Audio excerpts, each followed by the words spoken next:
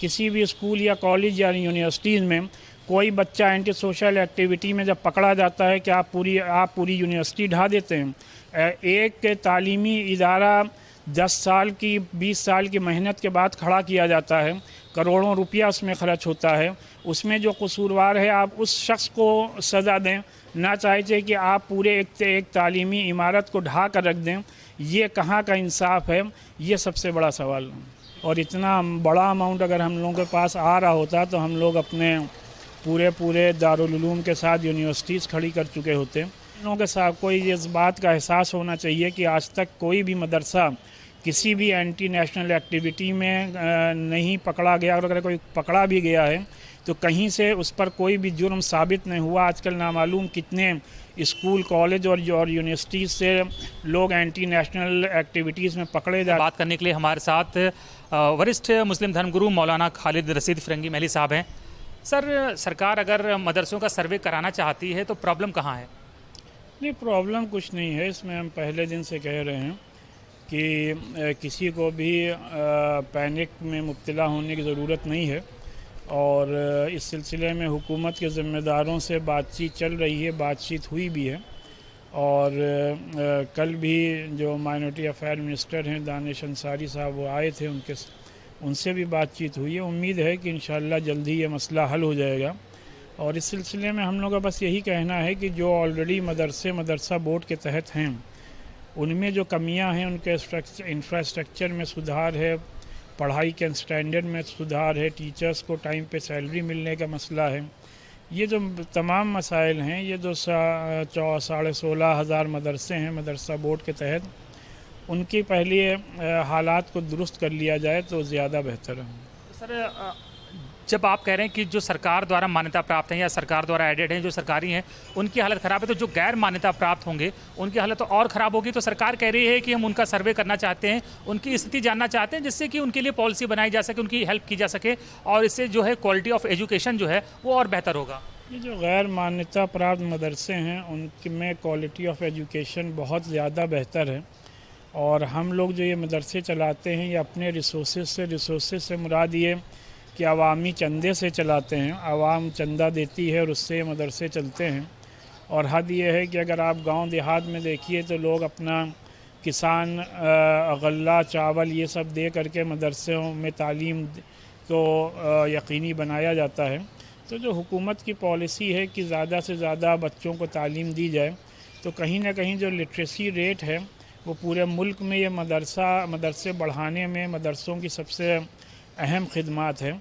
लिहाजा हम लोग इस सिलसिले में हुकूमत से कोई एड नहीं डिमांड कर रहे हैं, बल्कि ऑलरेडी जो एडेड मदरसे हैं उन पर तवज्जो दी जाए। जो प्राइमरी स्कूल्स हैं गवर्नमेंट्स के, उस पर तवज्जो दी जाए तो वो ज़्यादा बेहतर है। और हम लोग यहाँ जो निज़ाम चल रहा है उससे हम लोग पूरी तरीके से मुतमईन हैं।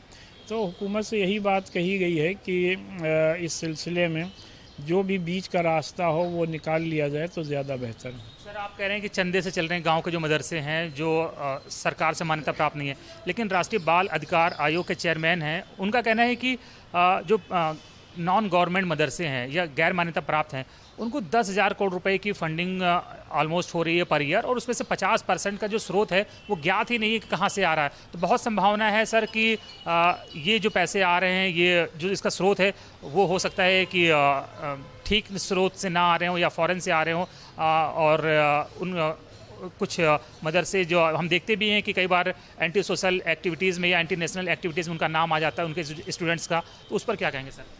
देखिए, इनके पास ये फ़िगर कहाँ से आया ये तो मुझे नहीं मालूम। जिसने ये फ़िगर पेश किया है इसका जवाब वही दे सकता है। और इतना बड़ा अमाउंट अगर हम लोगों के पास आ रहा होता तो हम लोग अपने पूरे दारुल उलूम के साथ यूनिवर्सिटीज़ खड़ी कर चुके होते। हमारे यहाँ मुसलमान जो हर साल रमज़ान में एक बड़ा अमाउंट ज़कात के फॉर्म में निकालते हैं, वो मेन सोर्स है इन मदरसों के चलने का। और ज़ाहिर बात है जो ज़कात का अमाउंट निकालता है वो एक अपना मजहबी फरीज़ा समझ के निकालता है, और उसको वो इन मदरसों में ज़रूरतमंद जो तलबा हैं उनके लिए देता है। इन लोगों के साथ कोई इस बात का एहसास होना चाहिए कि आज तक कोई भी मदरसा किसी भी एंटी नेशनल एक्टिविटी में नहीं पकड़ा गया, और अगर कोई पकड़ा भी गया है तो कहीं से उस पर कोई भी जुर्म साबित नहीं हुआ। आजकल नामालूम कितने स्कूल, कॉलेज और यूनिवर्सिटीज़ से लोग एंटी नेशनल एक्टिविटीज़ में पकड़े जा चुके हैं, लेकिन हम लोगों ने कभी भी उनके ख़िलाफ़ कोई भी उंगली नहीं उठाई। ये सिक्योरिटी एजेंसीज़ का मसला है।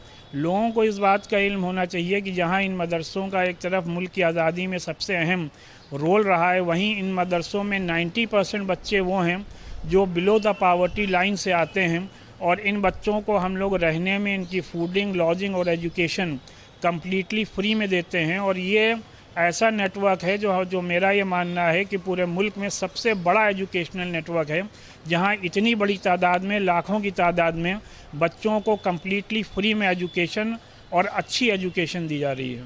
सर, लेकिन जो मदरसों के अगेंस्ट बोलते हैं या इनको आवाज़ उठाते हैं, उनका यही कहना है कि लाखों की संख्या में बच्चे पढ़ रहे हैं, लेकिन वहाँ पर दीनी तालीम ज़्यादा दी जाती है और दुनियावी तालीम पर फोकस नहीं होता, जिससे वो ज़िंदगी की रेस में दूसरे सरकारी स्कूलों के बच्चों से या कॉन्वेंट स्कूलों के बच्चों से बहुत पीछे छूट जाते हैं, और देश में विकास में जो योगदान उनका होना चाहिए वो नहीं दे पाते हैं। और एक तरह से कहें कि बड़ी संख्या में, जब इतनी बड़ी संख्या में बच्चों की जो फ़ौज है, जब एजुकेशन सही नहीं हासिल कर पाती है, तो एक तरह से विकास में सहयोग देने की जगह वो बाधा बन जाती है। सर, ये बहुत बड़ा मिसकंसेप्शन और बहुत बड़ी अफवाह और बहुत बड़ा झूठ है। हकीकत ये है कि APJ अब्दुल कलाम साहब भी मदरसे से ही पढ़े हुए थे। मुल्क के सबसे बड़े साइंटिस्ट इब्न सीना, जिनको कि फादर ऑफ मेडिसिन कहा गया, वो भी मदरसे से पढ़े हुए थे। इसी तरीके से जाबिर इब्न हय्यान, जिनको कि फादर ऑफ केमिस्ट्री कहा गया, वो भी मदरसे से पढ़े हुए थे। आप ये हमें बताएं कि मदरसों से पढ़ के जो बच्चे निकलते हैं, उनमें से 1% भी आप बच्चे हमारे सामने, मुल्क के सामने लाके नहीं खड़ा कर सकते हैं जो कि अनएम्प्लॉयड हों। सिर्फ मदरसे का जो एजुकेशनल सिस्टम है वो मुल्क में वाहिद सिस्टम है जहाँ की 100% एम्प्लॉयमेंट रेट और रेशियो और परसेंटेज है। स्कूल, कॉलेजेस और यूनिवर्सिटीज़ से पढ़कर निकले हुए बच्चों का एम्प्लॉयमेंट रेट और रेशियो क्या है वो आप लोग हमसे बेहतर जानते हैं। यूनिवर्सिटी से पढ़ के निकल रहे हैं, उनको नौकरियां नहीं मिल रही हैं, तो क्या ये माना जाए कि स्कूल के, यूनिवर्सिटीज़ के सिलेबस को बदल के रख दिया जाए? मदरसों का जो बुनियादी मकसद है वो ये है कि हम उनको बेहतर से बेहतर दीनी तालीम दें और उसमें हम 100% कामयाब और मुतमईन हैं। और उसी के साथ साथ इन मदरसों में इंग्लिश और साइंस की बेसिक एजुकेशन दी जाती है, जो कि मोर देन इनफ है। दूसरे मज़ाहिब में जो कुरुकुल चलते हैं या दूसरे मज़ाहिब के मानने वालों के जो रिलीजियस स्कूल्स और इंस्टीट्यूशन चलते हैं, वहाँ क्या पढ़ाया जाता है, वहाँ से निकल के बच्चे क्या कर रहे हैं, कभी इस पर सवाल क्यों नहीं उठाया जाता है? ये मुल्क के सामने सबसे बड़ा सवाल होना चाहिए। सर, विरोधी अक्सर ये भी पूछते हैं कि मदरसों से कितने इंजीनियर, डॉक्टर या IAS IPS निकले हैं, वो ये सवाल भी उठाते हैं। हमें बिल्कुल भी मदरसों से इंजीनियर, IAS और IPS ऑफिसर नहीं निकालने हैं। हम ये पूछें कि किस यूनिवर्सिटी से या किस मेडिकल यूनिवर्सिटी से या किस इंजीनियरिंग यूनिवर्सिटी से आपने कोई आलिम या कोई बड़ा पंडित या कोई बड़ा क्रिश्चियन का फादर निकाला है। जाहिर सी बात है, उन इंस्टीट्यूशन का मतलब ये है कि मेडिकल कॉलेज से डॉक्टर निकले, इंजीनियरिंग कॉलेज से इंजीनियर निकले। उसी तरीके से मदरसे का मकसद ये है और हमारा जो बेसिक ऑब्जेक्टिव है वो ये है कि हम इन मदरसों से आलिम दीन निकालें, ऐसे इमाम निकालें जो कि मस्जिद में लोगों को सही तौर पर नमाज़ पढ़ाएं, ऐसे आलिम दीन पैदा करें जो सही तौर पर इंसानियत की खिदमत और इंसानों की सही रहनुमाई करें। ये बुनियादी मकसद है मदरसों का।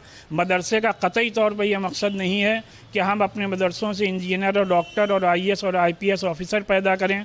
आप सब जानते हैं कि मदरसों में सिर्फ़ और सिर्फ अराउंड 3% बच्चे तालीम हासिल करने जाते हैं। बाकी जो 97% बच्चे हैं, क्या उनकी नौकरी का इंतज़ाम हो गया है? इसका जवाब मिलना चाहिए। एक आखिरी सवाल, आपने कहा कि मदरसों में कोई एंटी सोशल या एंटी नेशनल एक्टिविटीज़ नहीं होती, लेकिन आपने भी देखा मदरसे में सरकार ने आरोपों में घिरे एक मदरसे पर असम में बुलडोजर चल गया। सर, देखिए, उसके पीछे क्या हकीकत है और क्या वजूहात हैं वो आपके मीडिया के ज़िम्मेदारों को हमसे ज़्यादा बेहतर मालूम है। किसी भी स्कूल या कॉलेज या यूनिवर्सिटीज़ में कोई बच्चा एंटी सोशल एक्टिविटी में जब पकड़ा जाता है कि आप पूरी यूनिवर्सिटी ढा देते हैं। एक तालीमी इदारा 10 साल की 20 साल की मेहनत के बाद खड़ा किया जाता है, करोड़ों रुपया उसमें खर्च होता है। उसमें जो कसूरवार है आप उस शख्स को सज़ा दें, ना चाहिए कि आप पूरे एक तालीमी इमारत को ढा कर रख दें। ये कहाँ का इंसाफ है? ये सबसे बड़ा सवाल है। धन्यवाद सर बात करने के लिए।